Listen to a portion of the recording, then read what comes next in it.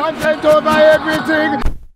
When you know the people in the lower classes, I'm not trying to be divisive there, I'm just saying the truth. People like people can't think for themselves, right? They need something to hold on to. It's not even finished. That's the thing. I don't think it's even lower classes. It's not about lower or higher. There's just people who don't have the aptitude. So knowing the sense of that. Yeah, I thrive in uncertainty. I figure out there's how to navigate. So if I don't know something, how do I make decisions without a lot of knowledge? I've learned that over the years. There are so many people there has nothing to do with their economic background. A lot of those guys are engineers.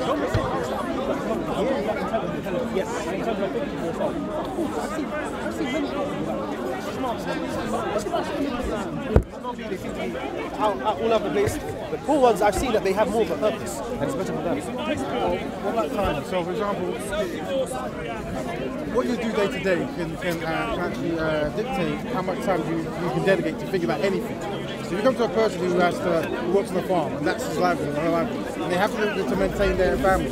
They're not going to get enough time to think about any kind of stuff. So for them, a guideline actually might be what most beneficial. Does that make sense? So for example, you have a person who's on the farm, right? If they don't live on the farm, their family starve. Yeah. They do this day to day throughout their whole life. Yeah. They don't have too much time to dedicate to thinking time. So philosophy and stuff is where you can actually dedicate time to think. Exactly. Right? Some people don't have that luxury. So maybe you guys have had that luxury. But if you're trying to commit it to a people group who might not have that luxury because of the day-to-day challenge they go through, you have to give yourself like, what do you do to reach them? What do you have to do to make them understand what you're saying? And that's where you have to appreciate the faith they're following, because they did. The person who started those things did see that, and they gave them something that kept them going. You know what I'm saying? 100%. Because essentially, what you're talking about is reforming an idea. That's good, man. So you're talking about, Oh yeah, go. Oh, nice meeting you. You're talking about reforming an idea. Oh, what is going? Yeah. Sorry. You're talking about reforming an idea. 100%. Oh, so you caught on something very interesting when you're like, yep, if you're a guy working on a farm or you're a shepherd or whatever, and you barely have time to think. So I was reading Henry David Thoreau, an American writer, and he said an interesting sentence. It's like the liberal arts that we consider today are very different from the liberal arts that the Romans would consider. To a Roman, a liberal art is an art that is exercised by a free man, not a slave. You know, whereas today, if you're talking liberal arts, it's learning your vocation. You go to your university and you learn a vocation. That was learning that they would give to slaves and people who did things. So you're absolutely right. Like philosophy was the reserve for men who had the leisure and the time to think. Whereas if you're toiling in the fields every day, you don't have time to think of anything. You just have to toil in the fields. That's my point. What I'm saying is, when you're talking, you're going to come across many people that's their lifestyle. So I'm asking you, how do you intend to reach them when they're distracted by so many day-to-day tasks? I haven't figured that out yet, if I'm honest. But I did see this really great TED talk by a guy called Alain de Botton, and he called it Atheism 2.0. And that was interesting because he looked at, okay, but what's the problem with atheism? Atheism and the secular world has not taught us how to lead our lives, you know? So maybe we should adopt some things that we learned from the way religion does things, because religion has proven to be very successful at teaching people how to lead their lives. And there were a lot of, like, the sense of community, the sense of dividing time, the sense of repeated learning of the same thing over and over again, the litanies and the sermons, all of those things. So again, there's a lot that we can learn as secularists, or as someone coming from an agnostic or an atheistic background, from religion, and figuring out how to implement that on the simple-minded folk or people who just don't have time to think about it. You have to have an overall purpose of why you're trying to do this. So that means whatever came before, you want to reform, or you feel that it's not working. So correct. So you feel that what's come before isn't working to the best of its ability? I feel that what's come before is lacking the flexibility to thrive in a changing world. People are following the ideas with far too much rigidity, and rigidness is not an advantage when you have to adapt to change. Well, that's why I come. So for me, the reason why I come is because I've noticed that people from Africa and the Caribbean seem to have historically gone through a whole lot of hardship. And when I try to get them together to work in it, some might be Christian, some might be Muslim, some might be atheist, and that is now a new divide. So they rather not want to communicate themselves because of those particular ideas. Yeah. So with me, I have to come with an idea that allows them to come together and not compromise on their beliefs. See what I'm saying? That's from my standpoint. That's what I feel. No, 100%. But from your standpoint, it looks like you're coming from a people group who are not changing to a modern concept that you think is beneficial. You're trying to find a strategy of how to do that. It's a bit more disappointing than that for me. It's not because they're unwilling to change. It's look at the things that they are willing to change too. So if you look at Islamic fundamentalists, they have no objections to getting the most high-tech and sophisticated weaponry in the world. But they are willing to completely ignore the scientific foundations that led to the creation of that weapon. So you're telling me, like, look, if you're going to be like a throwback to the 7th century, why aren't you riding out to battle with a sword? No, you're going to get the most sophisticated weapons you can get your hands on. Oh, and that's okay. Why do you think that is? No, because I think there's an aspect of hypocrisy that underlies it. It's like, yes, they want a throwback to the to the days of yore, but at the same time they are willing. They recognize that to do that practically, you need to adopt practical ways of doing it. So again, there's a hypocritical aspect. Because civilizations always seen power as the main thing. Like, we understand that once you have power, which we could say is military might for this argument, that's how you actually get things done. That's their way of doing things, absolutely. It's too far away. So the thing I'm arguing is that no, economics is the best way of moving forward. And you look historically, if you are successful economically, people will want to come to you as opposed to you forcing people to join you. And is your community not good economically? No, it's the opposite of good. How so? So if you look at, so what are the most economically successful countries in the Middle East today? They're mostly the oil-producing countries, Saudi Arabia, Kuwait, etc. And their economies have thrived primarily because of an abundance of a natural resource, which they themselves had no say in. And it's being extracted primarily by foreign labor. So even in the extraction, they're not even taking much work in there. But even today, they're starting to recognize that we can't be fully dependent on this, but there's nothing to replace it with. So they're thriving economically now, but the time is running out. And you go to a country like Egypt, for example. So you're from? I'm Egyptian. Okay. You go to Egypt, where what part of Egypt? I'm from Cairo. Okay. Yeah. Where the corruption and the cronyism is so rampant that there is no way of having a sort of sustainable economic model. It's still a throwback to 1960s and 1970s socialism in that part of the world. So no, we're very far from being an economic superpower. Were you born in Egypt? No, I was born here actually. Well, you come from an Egyptian background? Yeah, ethnically I'm Egyptian, yeah. So would you identify as an Arab Egyptian or Egyptian or just Egyptian, I guess. Yeah. So you've probably seen a lot of the African brothers talk about Kemet and so on. Yeah. Are you aware of all that kind of...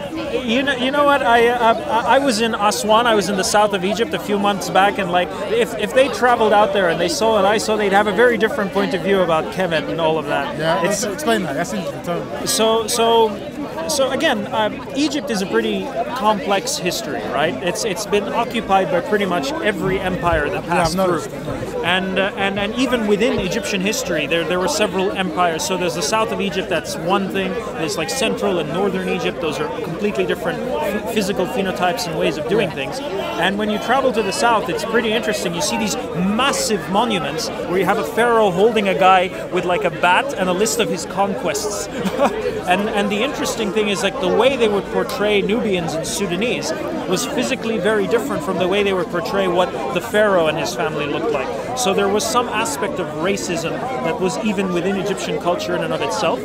And another aspect is that the influence of the Greeks and the Romans, you can see it everywhere. And because a lot of those huge temples were not even built by Egyptians, they were built by Greeks and Romans. So you're saying you're talking about the pyramids or the... No, not the pyramids. The pyramids are much older than the... So you go to say Abu Simbel, the Philae temple, all of those. The Philae temple was Egyptian manpower, but architected by a Greek. So you can see like the... Are you talking about when the Greeks... Because I think then the Greeks invade 300 BC, am I wrong? Yeah, it was roughly that time. Yeah. And Greek culture has... So the interesting thing about ancient Egyptians is that they were very assimilative of foreign culture. So if you moved in, you eventually started behaving like an Egyptian, and they would take what was good from you and keep it to themselves. That's like many places to an extent. some more so than others, but that's the thing with Egyptians. It's hard to draw that line. It's like, where did this come in and where didn't it? And it just becomes such a ingrained aspect. So is there a divide between like colorism within Egypt from what you've seen? So from the hieroglyphs I've seen, yes, the way they would depict people physically and the colors that they would use, because you have to recognize those colors were made out of rocks, oil and rocks. So they had to be very deliberate what color they chose to paint a person or paint something, and they're still surviving. So you can see dark-skinned people, the way they would draw the forehead. So what happened to the dark-skinned people of Egypt? Where are they? No, they're still there. But they're in the south. They're in the south or the north. No, they're in the south. They're largely the south. It's mostly Upper Egypt, Nubia, and Sudan. Because you have to recognize Egypt extended all the way from the Mediterranean to South Sudan at one point. Well, Egypt is smaller today than it was historically, isn't it? Sorry? The land you call Egypt today is smaller than what you called Egypt before. That's as far back as 1950, in the 1940s. So Egypt was a monarchy, and it was called the Republic of Egypt and the Sudan. So it was those two countries joined in one, and then it was divided in half by the British, basically. So they drew the line at what is today Nubia, and that's kind of where the line is drawn. It runs right in the middle of Nubia. So today in modern Egypt, is there like a color divide at all? Is it? Not really, no. The only thing people on the ground care about is money. They don't give a shit where you're from as long as they can fleece you for money. I think that works in most places. Money can actually, go past certain kind of prejudice. Yeah. But I've seen quite a lot of I've seen a lot of like prejudiced words coming from Arab Egyptians, and I remember seeing one. I think it was a singer. There was a famous singer who was always mocking for the dark-skinned Egyptians, and that was the thing, like not to be dark-skinned. I don't know, but. So one of the most famous singers in Egypt is a guy called Mohammed Munir, and he's a Nubian guy, and even his songs are of the Nubian style, and he's like one of the most popular guys ever. They love him, So there's no discrimination when it comes to, because again, what's an Egyptian look like? So I'm pretty fair for most Egyptians. Most Egyptians are kind of your color. That's largely it, or darker. Yeah. Well, historically, from what I've seen, they were much more darker, even than me. Oh yeah, yeah. No, because what I'm saying is, so where are they today? Are they still? They been moved out? Are they? No, I would say breeding, moving around, because again, the capital moved around so much, and there's so many different sort of cultures that moved in and stuck around. Because when I was looking at consensus, and it said they used the word Arab Egyptian. And I don't know if the Egyptians identify as Arab. I know there was a couple of guys that do, but that was the wording. So when I hear the word Arab Egyptian, I see of a landmass outside of Egypt. So the only phrase I've heard defining Arabs are clearly the Bedouin people of Sinai, and they're largely, they dress like an Arab. They don't like the Bedouin. They don't speak with the Egyptian dialect. Their behavior. But Egyptian dialect is Arabic adaptation. Am I wrong? It's a hybrid of several different dialects. Isn't what they were speaking 1,000 years back? Does that make sense? No, it's not. So when did that change happen? So there were several changes to the language over time. The first change occurred when the Greeks started moving in, and that language was largely, they were speaking a very old version of Greek. And then when the Romans came in, they were speaking Roman, and there were a little bit of like the local dialects at the time, but the hieroglyphic language that was spoken by the ancient, that died out a long time ago. That wasn't used for a while. But you're not speaking Greek in Egypt at the moment, right? No, there is some Greek in the language. Right. So again, it seeps out. So for example, here's a funny one. The song we have for Ramadan in Egypt, it's like Wahawiya, Wahawi. It's not even Arabic. It's largely hieroglyphic and Greek. Those words are Greek that we've Arabized over time, and we're doing it in song of a Muslim tradition. So that's how complicated it is. It's a really mixed bag in that part of the world. Well, I should expect so too. Sorry? I should expect so. I mean, I don't know. With the Egypt thing, it's really interesting because there's so much like when it comes to identity. A lot of people identify for Egypt. Yeah. I'm just interested in that. For you, someone who's actually from Egypt. No, it's interesting because again, a lot of those guys, I don't know if they've ever had a chance to travel there and see things for themselves. Again, it may confirm things that they already sort of feel, or it may disconfirm it, but I do advise it. I think what they feel, a lot of people feel that historically Egypt was a different place. Oh yeah. And the people who look most like that today are no longer represented. and they're trying to be represented more. I would agree with that. It's like the ancient Egyptians, so the genotype and some aspects of the culture have survived, but to call us the same people as people from 4,000 to 5,000 years ago, I'm sorry, that doesn't make any sense to me. And I think that's where it comes from. I think a lot of people from the diaspora or Africa, where it might be, they see a consistency in that kind of that idea where people come in, they change the culture, and the original indigenous people, or at least how they look, is no longer represented. Yeah. And then as time goes by, people look at that and then made fun of, even though there's people in the land where they once was. It's hard for me to confirm or deny any of that. It's like yes, I come from the area, but I know that my father's side were largely Turkish, and that my mother's side are largely Arab. So is that the Ottoman invasion? So yeah, my father's side are largely like white, blonde, Circassian guys, and my mother's side are sort of tall, lanky Arabs. So again. So you meant that as an Egyptian, you came from Arab. Yeah. You go far enough. It's like so my granddad Sheikh Zakaria was a blue-eyed man, was blonde and blue-eyed. That's not a native phenotype. No, that never. That's definitely not African. But are his mannerisms and what he does anything remotely European? Of course not. Well, no, because he was born in Egypt. Yeah. It's like several generations. So where do you draw the line? You know? And so calling Egypt and not Kemet or anything like that's something that you guys subscribe to. You know what? Borders change, countries change, and those are at the end of the day worldly constructs. It could be Egypt will be another country in 100 years from now, and what are we going to call it? You know, so they want to call it Kemet, they want to call it the House of Ta, you know, which is the word Egypt. That's where it comes from. Or they want to call it Greece or the Alexandria. Call it whatever you want. That's just baby's got to have a name. But the land is there, the stuff is there, the people are there. You know, you gotta work with what you got. And what about yourself? Where are you from? Well, my parents are. My mother's Dominican. All right. Wow, that's a pretty mixed bag. Yeah. But in the Caribbean, it's a lot of. To be honest, a lot historically. If you identify as Afro-Caribbean, that means you come from Africa. Yeah. You're in the Caribbean. No, but the DR and Haiti have a very interesting history, don't they? There's two types of Dominican. Oh, Dominican Republic. Yeah. It's over there. You're right. They're split. Yeah. So one side is Spanish speaking and the other side is French speaking. So So what it was is they were owned by two colonizers, but I think historically the Dominican Republic identified more with Spain. Yeah. While Haiti identified more with Africa. Yeah. That's because of there was like a war. Yeah. And the Haitians were the first enslaved people to win the war against colonizers. And because of that, it's different mindset. So why is there such a huge economic disparity between the two countries? Because like Dominican Republic, it's still poor, but it's doing way better than Haiti. Well, here's what we've identified. It seems to be that with Haiti, because they actually won the war, the rebellion, there was sanctions placed on them, which I think they're still on today. Yeah. And it's never a good thing to beat your colonizer. So, you know, if you have one nation that is quite in sync with the colonizer, one that's actually trying to fight them, you're not going to get trade. You're going to, it's a terrible thing. That's what you're seeing. That's what you're seeing. That consists of that. Wow. So, but that's quite consistent. I mean, if you look at say Zimbabwe, they obviously tried to get land back to the locals, and then those sanctions were placed upon them. So that's what we talk about European structural domination. Yeah. You know, it pretty much goes around the world. Yeah, a lot of them are French-speaking countries, though. Or is it just me that's picking up on that pattern? Well, I think with Haiti, they had to pay back the French for destroying the enslavement tool. Okay. Yeah, so like I said, it's. I mean, I talk about this all day, but that's literally what it is. No, I'm happy. You know what? It's a refreshing conversation. I'm tired of talking about fucking religion all day long.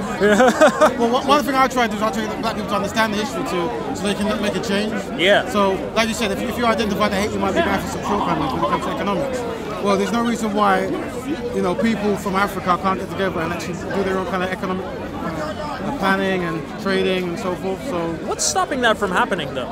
Well, what I've identified is, you know what we were talking about earlier? A lot of black people are not Afrocentric. They're not actually, they're Eurocentric or they're non-black centric. Yeah. They're content with where they're at the moment.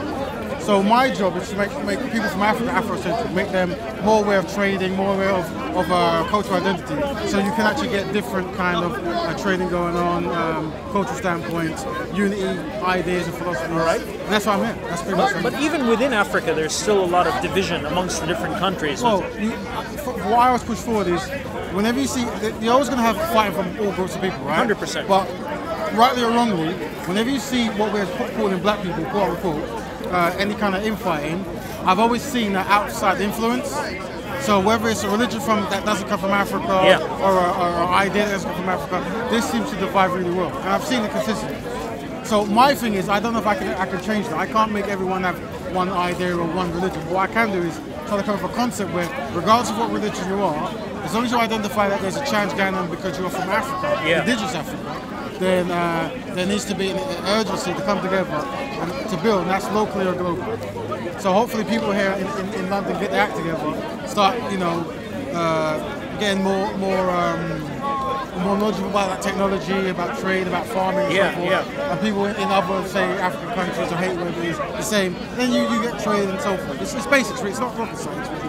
But people are distracted. As you've noticed when you're here, people are not talking about these things. They're talking about whether a historical man was walking on water. Or, I'm not saying this is not important, but this takes up most people's thinking time rather than you're from a place that's not doing well. Let's try to make it do well. Like solve a useful problem. Solve a useful problem. Now, I'm not saying that religion's not useful. It is very useful. But look how it's utilized here. Like, it's almost to the point where it takes center stage. And for my things, like I was talking earlier, it's an easy bag.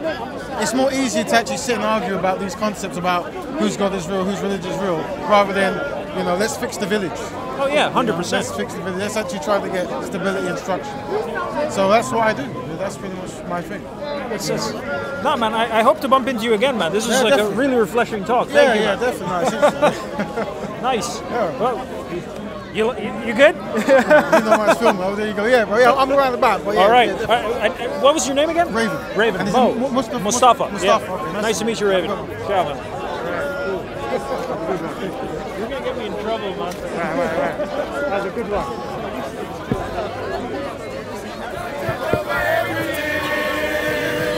Content over everything from your melody.